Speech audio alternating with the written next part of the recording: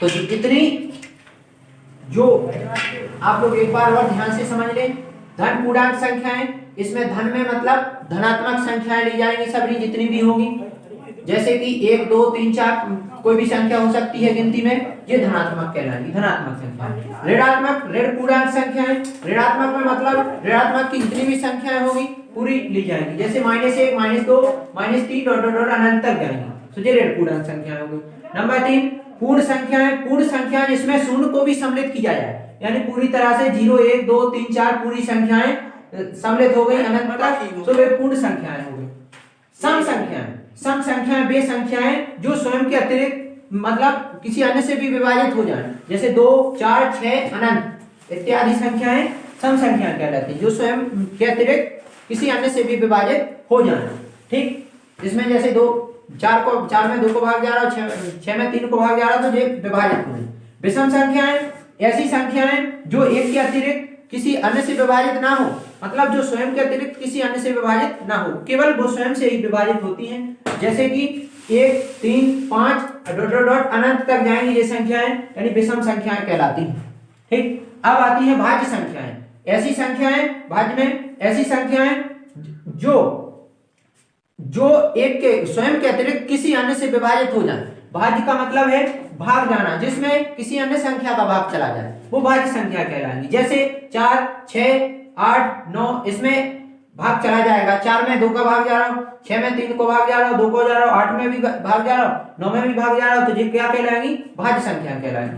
Number आता है 7 अभाज्य संख्याएं। अभाज्य संख्याएं ऐसी संख्याएं जो स्वयं के अतिरिक्त किसी अन्य से विभाजित ना हो, मतलब अभाज्य विषम जैसी है जी अभाज्य संख्या, जैसे 2 में 2 ही का भाग जाएगा, किसी अन्य का भाग नहीं जाएगा, 3 में 3 ही को भाग जाए, 5 में 5 ही को भाग जाए, 7 11 इत्यादि संख्याएं क्या कहलाएंगी? अभाज्य संख्याएं कहलाएंगी। ठीक, अब आती है परमेय संख्याएं। परमेय संख्याएं, परमेय का मतलब है कि जिसे p/q के रूप में लिखा जा सके, लेकिन q का मान 0 नहीं होना चाहिए, यहाँ q का मान 0 नहीं हो सकता है, नीचे वाली संख्या का मान 0 नहीं। परमेय संख्याएं जिसे p/q के रूप में लिखा जा सके परमेय संख्याएं कहलाती हैं, लेकिन इसमें q का मान 0 नहीं, जैसे कि 3/5 एक परमेय संख्या है, 2/7 एक परमेय संख्या है, 1/2 इत्यादि हो सकती है। ठीक, इत्यादि परमेय संख्याएं हैं। ठीक, अब आती है अपरमेय संख्याएं। अपरमेय संख्याएं ऐसी संख्याएं जो जिसे p/q के रूप में ना लिखा जा सके, ऐसी संख्याएं जिसे p/q के रूप में ना लिखा जा सके अपरमेय संख्या कहलाती हैं। जैसे पाई एक अपरमेय संख्या है, पाई क्या है? अपरमेय संख्या है। √2 अपरमेय संख्या है, √3 अपरमेय संख्या है, -√2 भी अपरमेय संख्या, -√3 भी अपरमेय संख्या इत्यादि, ये सब क्या है? अपरमेय संख्या है।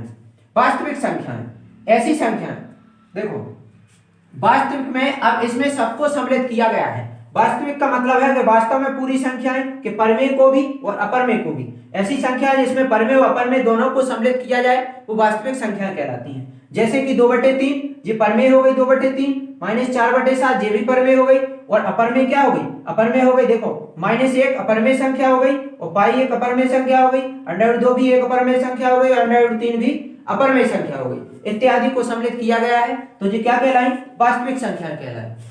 ठीक, इस तरीके से जो नंबर सिस्टम में संख्या पद्धति के बारे में इंपोर्टेंट संख्याएं कुछ दी गई हैं, इनको नोट कर लें। बहुत ही महत्वपूर्ण, परीक्षा की दृष्टि से हर क्लास के लिए मोस्ट मानी जाती हैं। जितने भी एसएससी सीजीएल कोई भी एग्जाम, पटवारी, संविदा, रेलवे, किसी भी एग्जाम, कोई भी एग्जाम हो, उसके लिए नंबर सिस्टम से 1-2 प्रश्न जरूर पूछे जाते हैं। इसलिए सभी लोगों से रिक्वेस्ट है कि हमारे चैनल को सब्सक्राइब करें, अधिक से अधिक दोस्तों में शेयर करें, जिससे इस तरीके के कंपटीशन लेवल के जितने भी एग्जाम होंगे उसकी तैयारी अच्छे से आप लोग कर सकें, और अधिक से अधिक दोस्तों में शेयर करें और लाइक भी करें।